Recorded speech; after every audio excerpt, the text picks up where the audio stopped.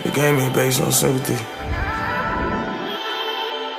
I'll leave it at that. What's up, YouTube, man? It's your boy Action Jackson, and in today's video, man, I'm going to be going over the final 53-man roster, the people who got cut from the roster, and do I think that we should bring in a Cam Newton?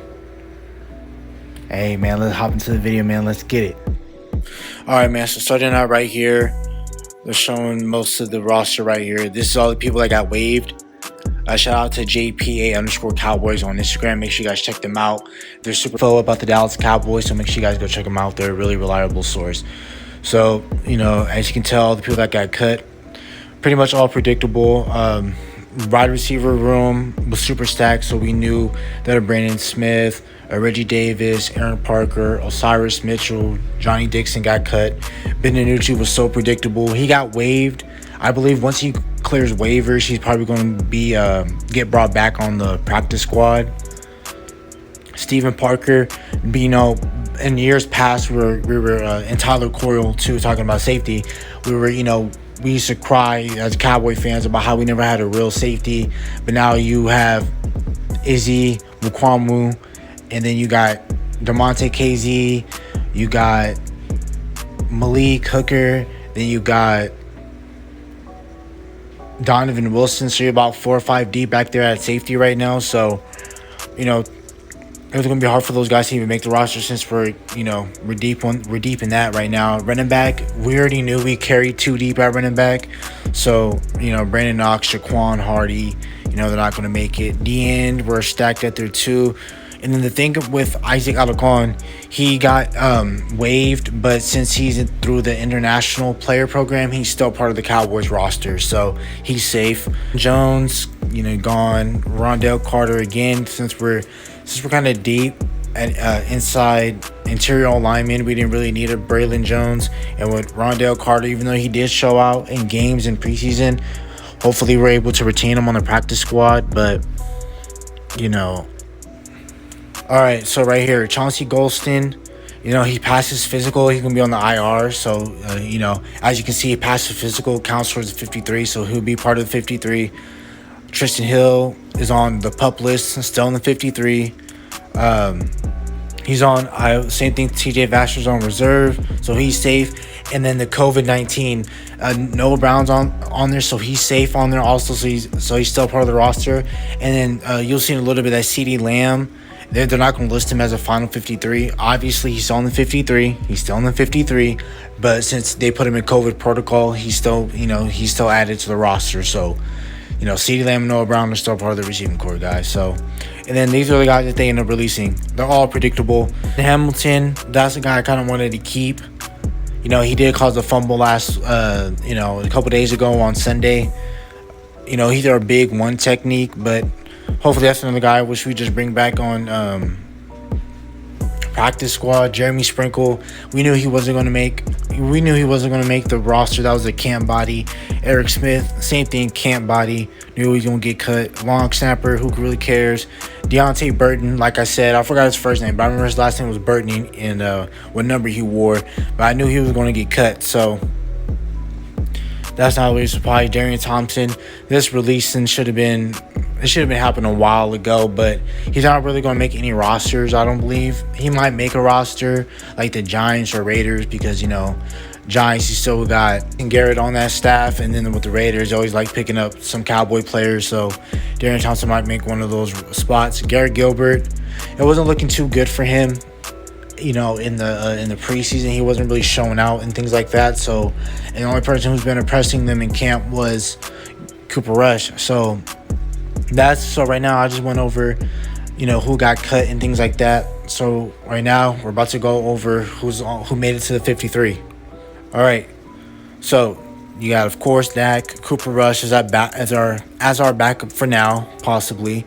We got Ezekiel Elliott, Tony Pollard, predictable. Wide receiver, you got Amari Cooper, Michael Gallup, Malik Turner, Cedric Wilson, Simu Fehoko, but don't forget you still have the people from the COVID list with Noah Brown and CeeDee Lamb, so you're good. So you got to add those two. Tight end, we got Blake Jarwin, Dalton Schultz, and Sean McKean. We knew Sean McKean was balling out in preseason before he ended up getting hurt. So I'm glad that he made the roster. I'm not really going to go over our starting five on the offensive line. You got Ty Nishke, Connor McGovern. I'm surprised Terrence Steele even made the 53-man roster, but I assume that somebody like a Ty Nsekhe and a Terrence Steele made the roster because in case of any injuries on the offensive tackles, those guys have experience. Terrence Steele doesn't have really much experience, but he played a full season last year, so that's the only reason why they're going to give him that number one spot right there. So Terrence Steele's fine right there. You got Josh Ball, a 4th-round draft pick out of Marshall.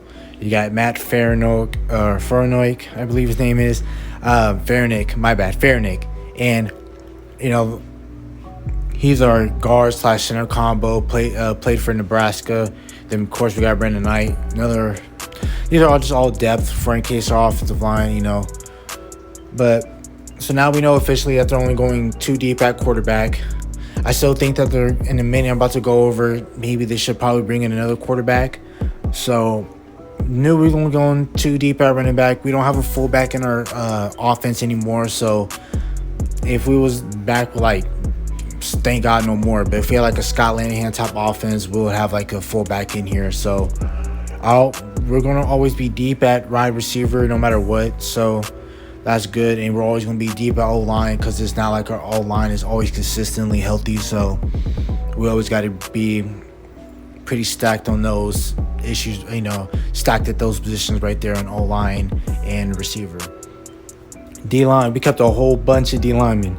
DeMarcus Lawrence, most of the guys that we kept on here, we already knew they were going to be kept. So, DeMarcus, Randy Gregory, Neville, Osa, Brent Urban. I'm surprised Dorrance Armstrong really made it, but he like we said, Dorrance Armstrong, Bradley and Nye, Azuru, those guys, and Quentin Bohanna, they all made impressions with the Dallas Cowboys, during the preseason. So I'm glad that they stayed. I'm surprised we didn't make a whole lot of more cuts, but since we released and waived a bunch of dudes, and then we have guys on IR and COVID, those also those are reserve spots. So those are they count towards 53, so those are fine. But we kept, of course, Parsons, Neal, Leighton Vander Esch were going to stay. I knew Jabril was going to stay. I like that Luke Gifford made the roster. So, Francis Bernard isn't really going to be there. Jalen Smith is on here. I won't be surprised if he gets traded in a couple weeks if we want to, make a move. But I'm not going to hate on Jalen. If Jalen can be part of the 53, he just can't really be your starter. He's going to be great out there for depth in case one of your guys go down like Leighton Vander Esch or whatever. Jalen Smith can come out there and give you some valuable plays. But, as a full-time starter, he just isn't that for right now. And it doesn't matter because in the near future, in 2022, your 2 future starting linebackers are going to be Jabril Cox and Michael Parsons anyway. So it's fine for right now. I like Luke Gifford. I like what he did in the preseason. Him and Jabril were both a great combo. And when they will come out as the 3rd unit linebackers, I did like them as that duo. Then, the cornerback, same thing, kind of predictable. CJ Goodwin, our special teams ace. He's, they label him as a cornerback, but he's really great at special teams. Nashawn Wright, too valuable to let him just go on the practice squad. Maurice Kennedy has been balling out all in training camp, and he made some plays also in the preseason. Jordan Lewis, vet, just got paid, and you know how the Cowboys are when they play their players. They normally like to keep them on the roster and show them some seniority, put them out there in the starting lineup and things like that. So you got Jordan Lewis. Anthony Brown still stayed. Kind of surprised, but it's fine. Kelvin Joseph, of course, was going to stay rookie. Safeties, already went over that. They let go of Niz Wander, so, he got replaced by Brian Anger, which is fine. We got Greg Zuerlein. I don't know what we're going to do at the kicker position. I like, Greg DeLay, he got that nickname from years prior when he was healthy and things like that, but hopefully his health issues are fixed and he's able to go for a full 17 games and things like that. So you guys can tell all of our rookies stayed. So every single draft pick that we got I can, with Michael Parsons, Kelvin Joseph, Nashawn Wright, Chauncey Golston, Osa, Josh Ball, Jabril Cox, Izzy, Matt Fairneck, all our 11 draft picks that we selected, Simi Fehoko, all of those guys, they all stayed on the roster, which is great, because a lot of guys that we got, they were really talented, we had really raw talent, and we didn't want none of them, like Quentin Bohanna, we didn't want none of them touching the practice squad. So I'm glad that Dallas was able to fit him in and have them all in the practice squad and things like that. So I'm kind of glad that Dallas, I'm not kind of glad, but I'm really glad that Dallas kept all the players from the 2021 draft class. So that's one thing to look out for. Some of them might get valuables reps and things like that. So this is going to be nice. All right, man. So going over our last topic of the day, Cameron Newton, man. So if you guys may have heard, I'm pretty sure most of the guys that follow my channel, you guys are probably kept up with the NFL news. But Cam Newton he got released earlier this morning, and I'm a big Cam Newton fan, man.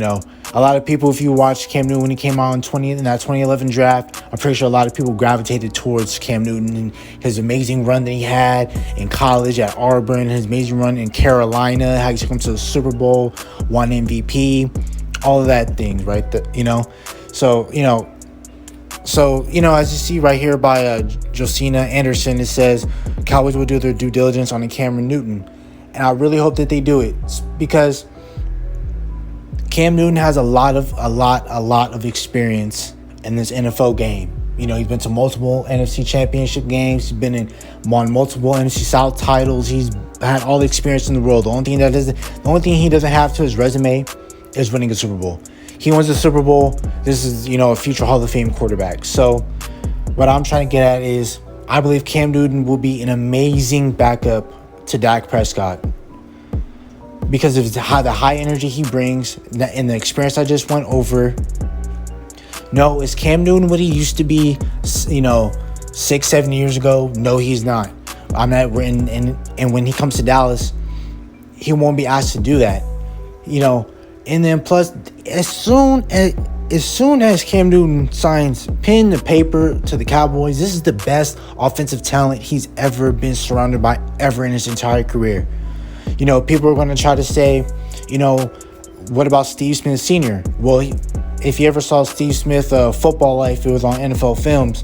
He didn't hate Cam Newton, but the thing was, like, when Cam Newton got brought in, Steve Smith, he was already in the prime of his career, and he was like, bringing in a rookie quarterback, he has really great talents and things like that, but on the trajectory of my career, I'm not really into the rebuilding phase and things like that. So, Steve Smith was only there for about a year or two. Then he ended up leaving. And then Cam Newton's best offensive weapon almost in his entire career was Greg Olsen, the tight end.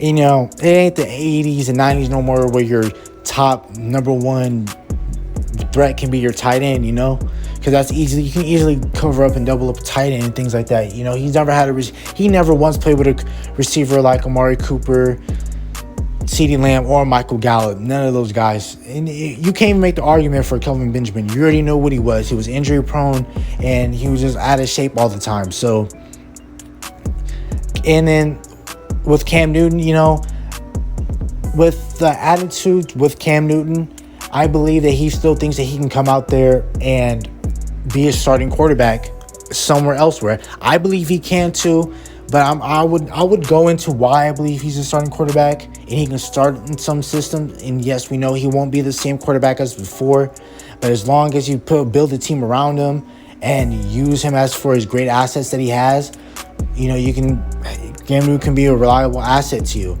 Last year it was really tough on him because he didn't have a number one receiver.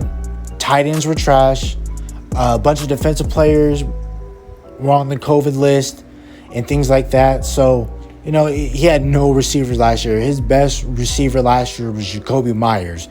And on Dallas, that would be like our fifth or sixth best receiver. Jacoby Myers was on the Cowboys right now. So, and Cam Newton had him out there looking like at least a number 3 wide receiver last year. So, I would love Cam Newton to start. He'd be a great viable option. We can run read options. He's great at throwing to the tight ends at the seams.